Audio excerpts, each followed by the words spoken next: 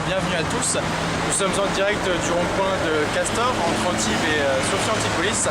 Il est 8h20 un jeudi matin.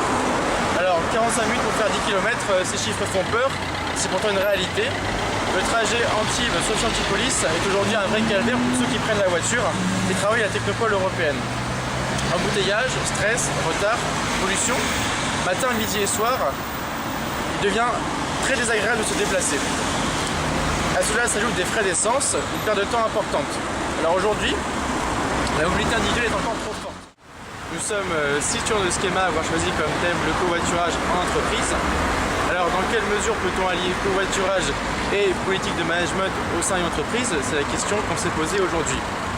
À travers ce reportage, vous aurez l'occasion de découvrir les témoignages de professionnels qui pourront nous éclairer sur ce problème qui est aujourd'hui un véritable enjeu. Aujourd'hui, la difficulté du covoiturage, c'est une solution d'avenir. Je pense que c'est une solution d'avenir, mais elle passera par une éducation. Elle passera simplement par une sensibilisation de l'automobiliste. Parce qu'on a pris nos voitures comme un outil très individuel. On va au travail quand on le veut, on en part quand on veut, on est très mobile et très indépendant. Le covoiturage, c'est un peu de cette perte d'autonomie.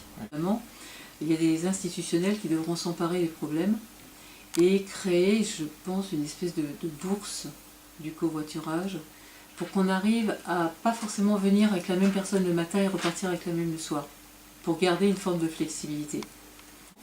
Ils ont un parking d'entreprise, et l'idée, ça sera de réserver un certain nombre de places les plus proches, à ceux qui font du covoiturage. Faites-vous du covoiturage? Non. Non. Pour l'instant, non. Alors, à peine, à part la petite demoiselle, là, qui se fait covoiturer le matin. Moi je fais covoiturer en le matin dépannage. par Michel, donc qui travaille ici. Ah non, pas pour l'instant en tout cas. Moi, je ne l'ai pas pratiqué. Plutôt de manière exceptionnelle. Ouais. Déjà, j'ai une colocataire, donc je viens souvent avec elle. Combien de temps le trajet Juan-Sofia vous prend-il? Quand tu conduis 1 heure pour faire 22 km, 40 minutes. 10 minutes, un quart d'heure à 45 minutes. L'entreprise HP à Grenoble a mis en place depuis 4 ans un système innovant alliant covoiturage et management. Paul Marsan, ingénieur chez HP, a répondu à nos questions. Commençons par une mise en relation entre les intéressés, puis avec une campagne de publicité au sein de l'entreprise, les réunions se sont enchaînées pour parvenir à faire une liste de personnes par lieu géographique.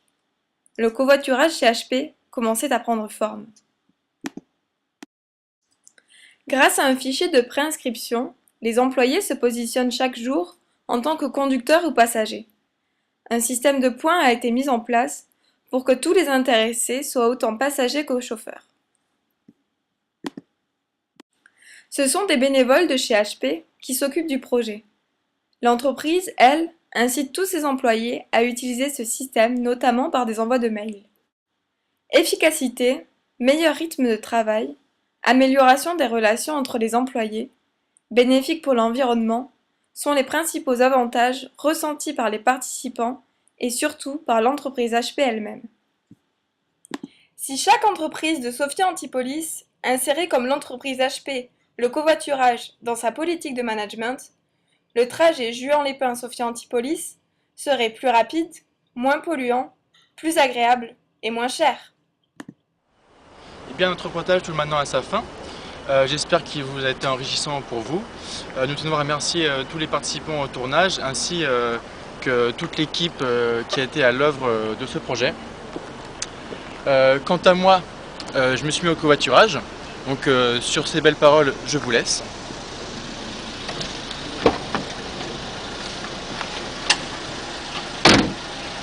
N'oubliez pas, covoiturez, vous y gagnerez.